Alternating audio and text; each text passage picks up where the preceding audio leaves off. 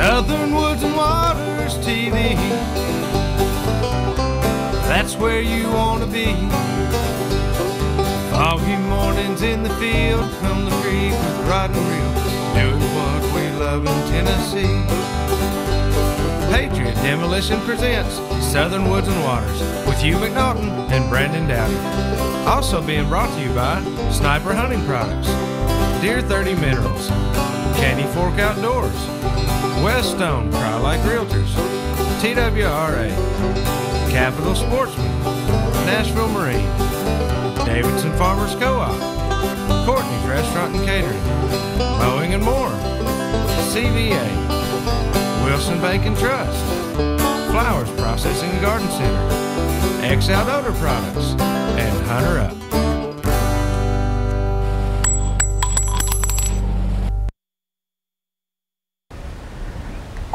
Welcome everyone to this Thursday night's edition of, and I'm going to leave it blank because I'm Hugh McNaughton. And I'm Brandon Dowdy. And we are Southern Woods and Waters. That's right, again, and we have got you a fantastic show tonight because, let me tell you what we did.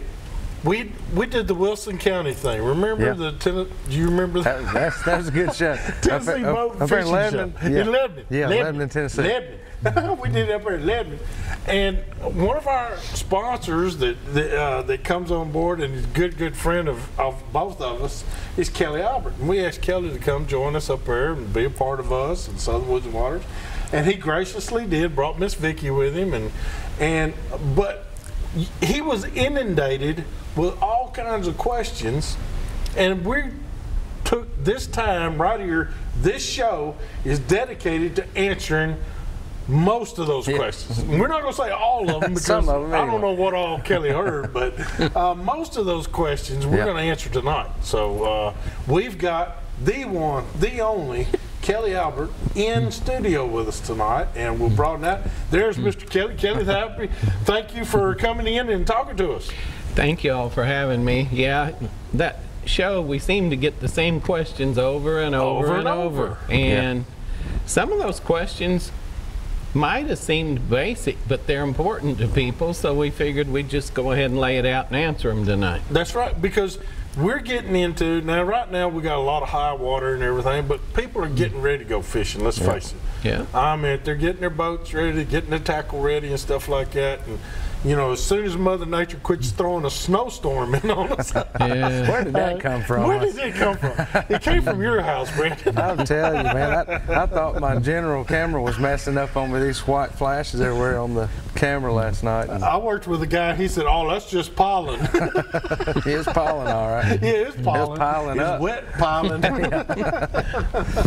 But, you know, as soon as Mother Nature quits doing all of this, I'm sure people were going to get out and more and get to fishing. It's time to go fishing. It's time to go fishing. And if you're seriously looking for crappie, now's the time to be looking for it because this is the time most people fill their freezers is right about this time of year. Yeah. Dogwood's blooming, Bradford pears are blooming, so usually that means crappie fixes to turn on. And the bass are moving up too. Oh yeah. Well, they love any time water brings that buffet of insects down, they're ready to eat. So you know, bass is just, they're equal opportunity eaters like me. Yeah, well, to get the bass or the crappie, they got to know how to put their line on the reels. And that's what we're going to talk about. Most of your questions, first off, we want to hit them right quick. How do you put a line on a spin cast? Spinner or bait cast. Then second question is, how do you put line on a bait cast? Yeah. And there's certain ways you do it. Right. And then one of the biggest questions is everybody likes the braid because it's so sensitive and you can feel that tug or that slight little tug. They like the sensitivity that braid gives, but they don't like the visibility that braid gives, so they want to tie a fluorocarbon leader to it. Right. You're going to show them the proper knot to use. I don't know if there's a few of them, but this one's about the easiest, and it definitely holds well. And it looks like it flows good through the eyes of the rod. Yeah, that's what would be my major concern. Yeah, it's easy. It gets through the line. The guide's really easy, and it's really strong. We don't have the two separating, and you get the fish. I got a couple of questions for you. I want to hit off the bat though, because segment 2 of the show, we're going to get into the knots and the spools and all that. So in this first set, do you ever use braid for cranking? That's a heck of a question to start the show, isn't it? I'm just throwing it out there.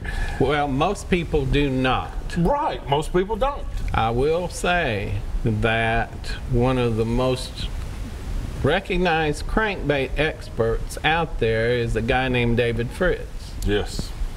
And I've talked to him a number of times, and he is cranking with a very thin braid right now. I thought he was. He is, but that's really rare. Most fishermen, I have a really accomplished crankbait fisherman who actually taught David Fritz out in North Carolina, a guy named David Wright, and he wouldn't use braid if you paid him for crankbaits. But I talked to him just this afternoon, and he said he does not own a spinning rod and reel that doesn't have braid on it. Every spinning rod he has braid and leader. Well, then he's using it for some. Not crank. Maybe not cranks, but beetle spin, stuff like that. Skipping docks. Skipping docks. Yeah, about everything he does except for crank. If it's on a spinning reel, it's braid with a leader.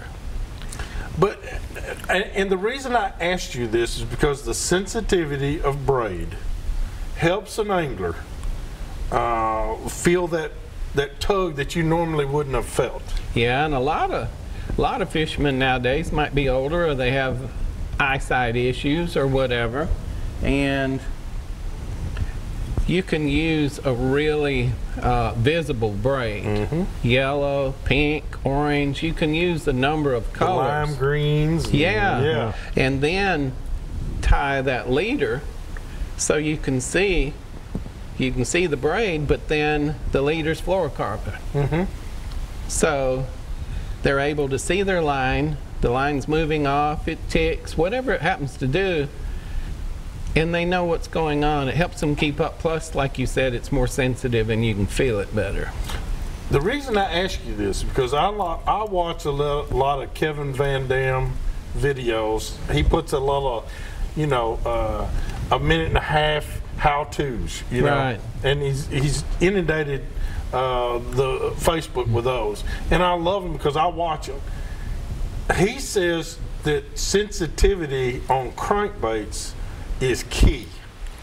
He can tell when he's running through stumps, logs, rocks, grass, Right. and he says that extra sensitivity that he gets makes him a better crank. And I was just thinking, would braid make it better? It's more sensitive, yes, but most of your top crankbait fishermen prefer to have a little give in the line, where it's sometimes too little give in the line might mean you hook the fish just on the back hook. Okay. With a little give in the line, a little softer tip on your rod, sometimes you can get both hooks. Sets in there. Yeah, it's a better hook set. So I knew you'd know the answer. I just had to ask. All right, we got to go where? Got to go over and do this week's weekly wild game forecast, being brought to you by our friends over at Wilson Bank and Trust. I want to give them a shout out this week. They just finished up their Miss Cheap, their second harvest food bank. That they do every year there at the bank, and this year they had their biggest ever. They were just shy of $18,000. Goodness. So just want to give them a shout out. We're always talking about the things they do for the community. That feeds a lot of folks. That does. That feeds a lot of people. That second harvest food bank really feeds a lot of folks, and so does Hunters for the Hungry too. So I want to give him a big shout out.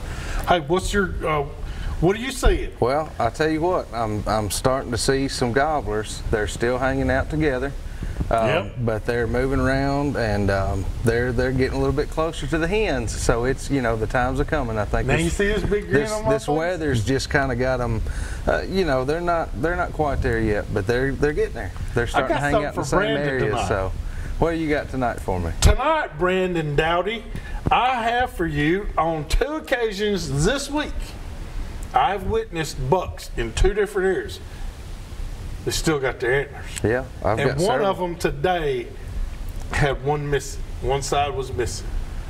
So Is it just now happening, or is a bunch of them lost them? Because I saw one that didn't have any antler, and I knew he had to be a buck. Yeah, I mean, just that big. Some of them lost them 6 weeks ago. Some of them won't lose them for 3 or 4, 5 more weeks. It's just everybody's seeing them now, and man, a lot of them still have both It seems like sets. there's quite a few this year that still have They both got their sides. antlers. So both of the bucks that we were hoping would make it through the year did, and they both have full racks still. So yeah, it's pretty awesome. Yeah, I thought I had one on, Brendan, but I didn't. Hey, I tell you what, you can visit us on Facebook. That's what we'd love for you to do. Talk to us, ask us. Hey, I just had a birthday, and thanks to you putting it out there, had to tell I had over everybody. 500 calls and texts and everything else about my birthday, and I really appreciate another that. year wiser. Thank you for that too. Also, you didn't say age or older, you said wiser. So I appreciate Brandon helping me look good, and thank you all your folks that sent in your birthday wishes. I appreciate that. Hey, we got Take a break. We'll be back here in just a minute with some more Southern Woods and Waters.